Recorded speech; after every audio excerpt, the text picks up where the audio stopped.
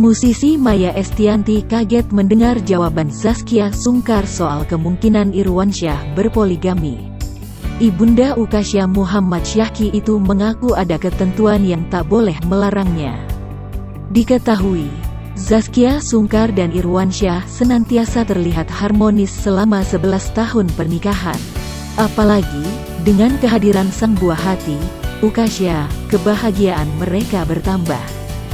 Maia Estianty menanyakan keinginan Irwansyah untuk poligami. "Enggak sih," jawab Irwansyah. Meski dalam agama yang dianutnya tak ada larangan untuk memiliki lebih dari seorang istri. Zaskia Sungkar mengingatkan soal tanggung jawab yang besar. "Tanggung jawabnya besar banget," tutur Zaskia. Zaskia menanyakan kesanggupan sang suami bersikap adil. Sementara itu Irwansyah takut jika tak bisa berbuat adil.